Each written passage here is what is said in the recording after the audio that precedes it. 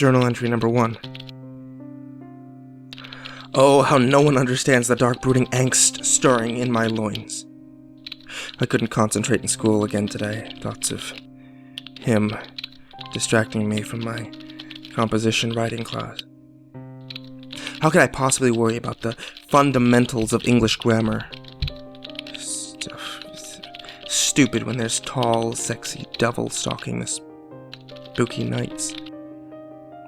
I wish he would stalk me. I know some people would say that I'm a silly pants, that he would devour my soul or drive me to madness. But they don't understand him like I do. I know he would not do this to me. How could he? I'm his biggest fan. Oh well. I suppose I'll just have to prove them all wrong. Journal entry 2. Oh, woe is me. Must I be alone for all eternity? Doomed to wander the cruel world in my misunderstoodness. I spent the entire afternoon in the cemetery after school today, drawing the sacred symbol on each and every tombstone, the circle of darkness with the X of also darkness, awaiting for him to run into my arms. I even wore my outfit, my extra special Sailor Moon miniskirt and thigh-high stockings. I must have ridden my tricycle around those gravestones 1,000 times before I ran out of high C. How could he not be enticed by me? Am I not enticing? Of course I am.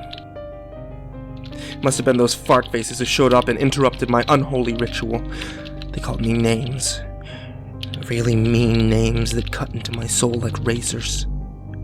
I tried not to cry, but I couldn't help myself. If you don't stop, shouldn't make fun of the black forces that dwell within me, I yelled at them before they started throwing bananas at me. Bananas that cut deeper than any black razor of blackness. I rode my tricycle home as fast as I could, and on the way, I checked my Vampire Pikachu watch. It was almost 6 o'clock. My mom must be worried sick, but then I got home and she gave me some spaghetti. Yummy.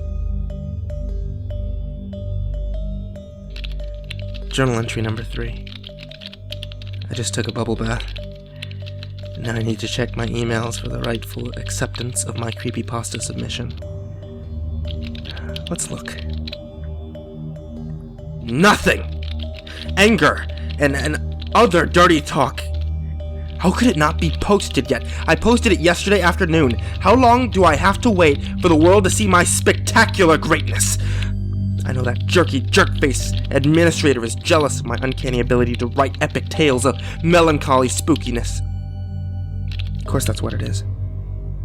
Nobody could pass up my masterpiece unless they were intimidated. It's called The Grand Adventures of the Totally Badass, and in no way at all homoerotic, sparkly vampires. It was so awesome. I guess I'm gonna have to send that jerk a bunch of emails outlining why he's such a jerk, and he'll see. They'll all see. But it's almost 8. I need to snuggle into bed next to my Jeff the Killer body pillow. Let my darky mind of darkness take me to the ultimate darkness of dreamland. Journal entry number 4. I woke up from that dream again. I just had to write it down this time. It was the one where I'm lying there, still in my bed, completely naked, while the wind blows my bedroom window open. And then that beautiful, slender body of his floats in, hovering above me, tempting me with the prospect of sweet, sweaty passion. Come to me, sweet prince, I say to him, and he lowers himself gracefully, his black suit stretched tight across his lovely form. Do you know how long I've been waiting for you, I ask him, and he never says a word. Oh, the strong and silent type, aren't you? I whisper into where his earballs should be. That's okay. I continue in the most seductive voice I can manage. You don't have to say a thing. I pulled his necktie, pulling his faceless face against mine, and then we start making out, and it was sexy. And after like an hour, I whisper back into his earballs, "How about you take off that suit and show me what those tentacles can really do?" And when I wake up, my sheets were all sticky. Journal entry number 5. Oh my god!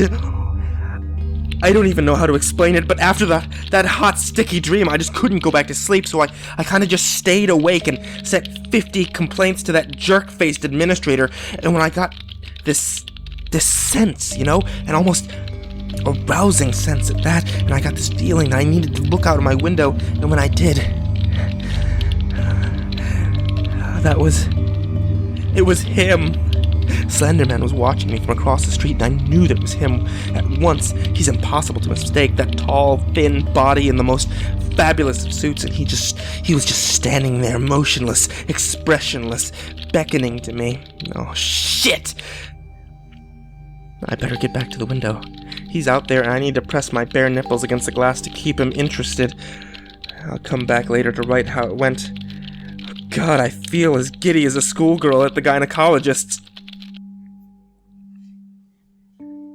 The next day, Officer Stinson is standing at the scene of the crime.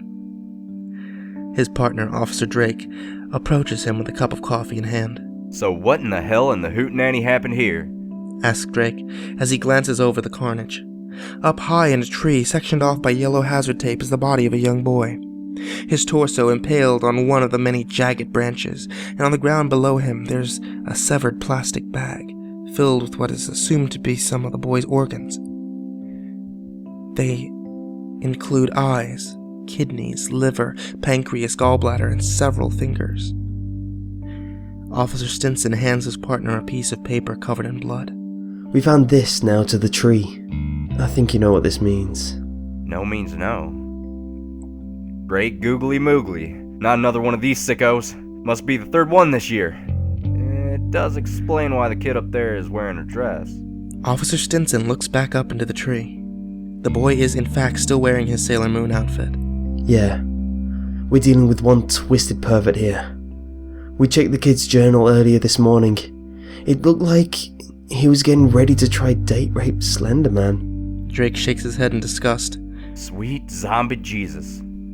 Kids these days messing around on the interwebs, thinking that it couldn't happen to them. Then all of a sudden, old Slendy gets sick and tired of being sexually harassed. Can anyone really blame him for resorting to this?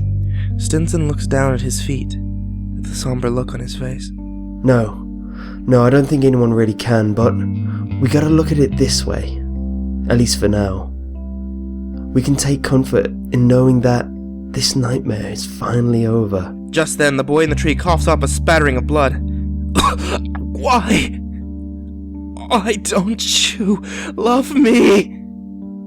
He chokes out, and without hesitation, Officers Drake and Stinson pull out their sidearms from their holsters, emptying the clips into the whining fanboy. When the dust settles, Stinson looks back to Drake. Okay, now it's over.